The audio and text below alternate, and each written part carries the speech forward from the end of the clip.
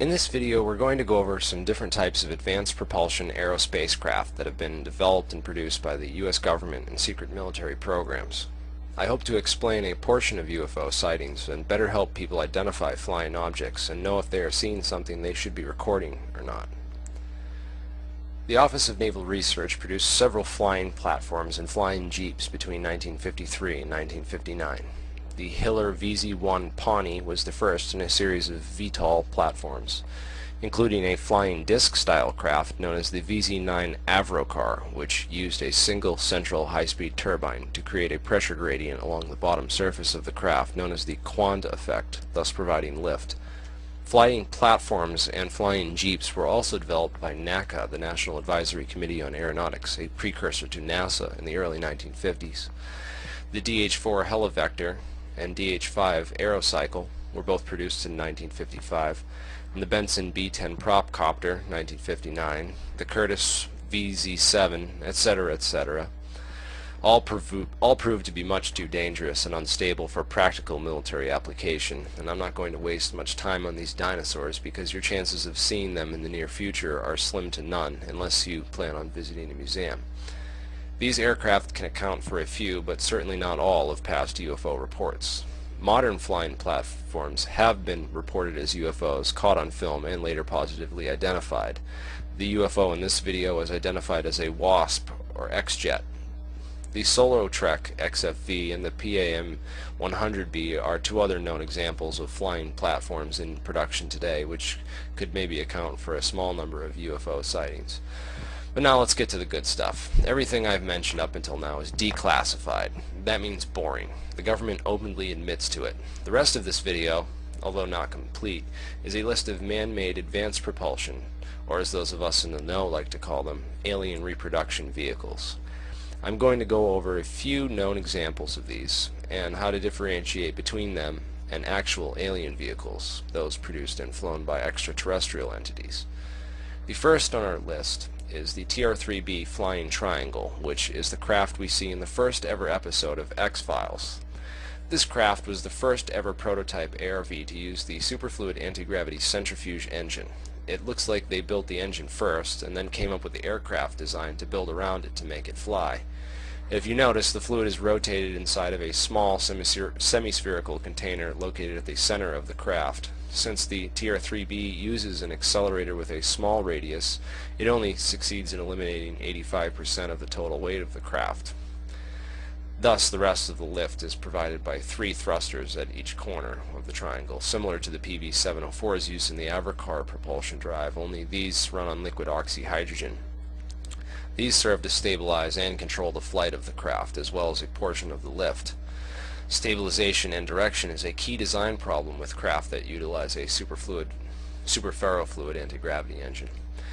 Note the 3 stabilizer units mounted on the underside of these other craft. These are most likely some sort of specialized gyroscopes, but they also could be some sort of wave amplifiers, as Bob Lazar suggests. Either way, their function is more or less the same: stabilization and direction. You can tell by the fact that there are 3 of them. It appears that they also double as tripod landing gear. Brad Sorensen produced this drawing of an ARV, or alien reproduction vehicle. Here are some other photographs of similar craft, which in my opinion are all man-made products of the secret government. Now comes the real question: did they create this technology themselves, in secret, ahead of the pace of the rest of the world's scientific advancements?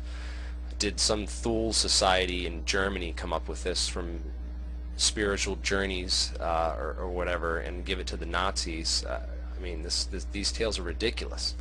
Or did they cheat and copy it from something else? Maybe something that crashed in Roswell, New Mexico in 1947. I admit that some reports can be reasonably explained by weather phenomenon, lenticular clouds, ball lightning, etc., or any number of aerial phenomena such as man-made flying machines that we went over in the first half of the video.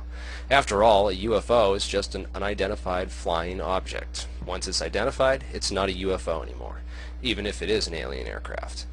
The problem is, we just don't know if these are real alien craft because we can't identify them. To this day, there is not one single confirmed report of an actual alien or alien craft, even with hundreds of thousands of documented cases on file.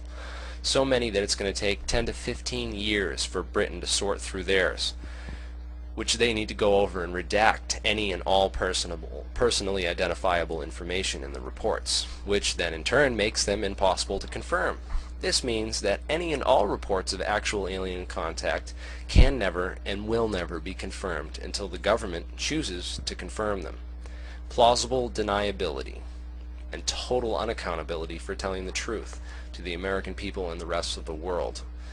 The idea that the world was round would sound crazy to people 400 years ago, just like many of these ideas may sound crazy to mainstream science today. Luckily, in the past few years, the discovery of quasicrystals and metamaterials have opened up new doors, and mainstream science has finally caught up to the point where these ideas can be presented in a context that coincides with conventional scientific wisdom.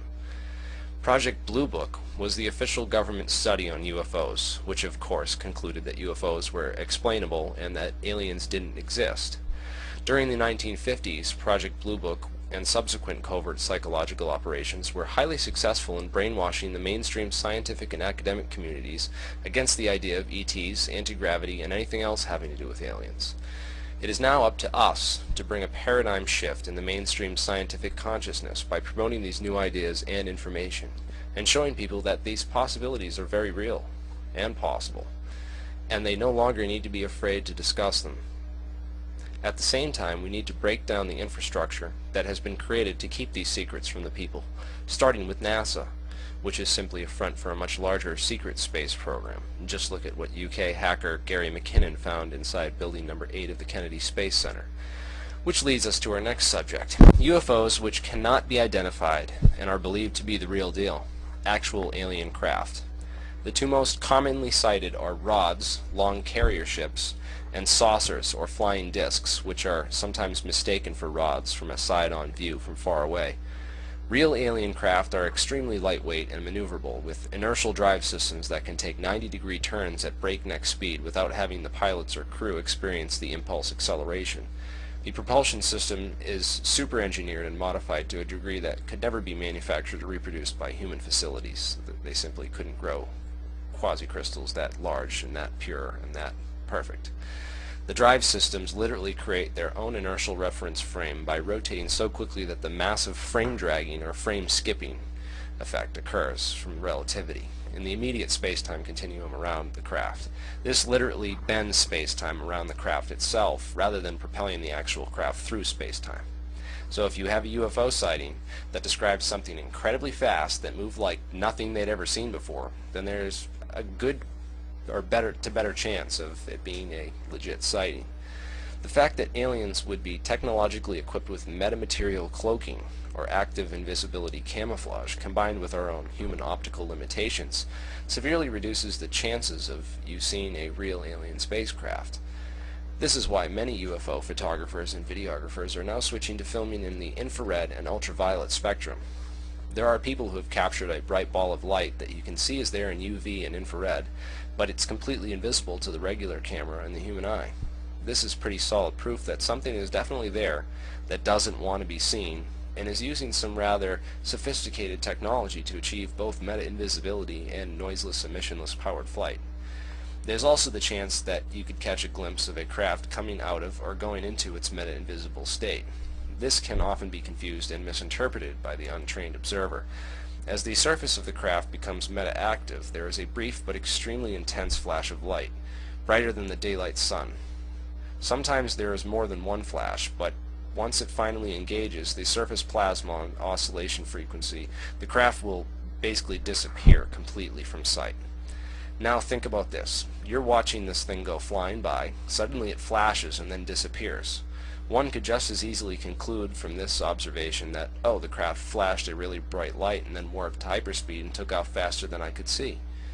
I've even heard people try to claim that the flash of light is like a luminous sonic boom as the craft jumped to light speed. This is a seemingly logical explanation, even though it is wrong. I'm going to leave it at that for now. I hope that you found this video informative and helpful, at least. A lot of times in this field we start out looking for answers, but only seem to find more questions. So thanks for watching. Don't forget to rate 5 stars and subscribe to my channel. Keep watching the skies. The truth's out there. More is coming soon.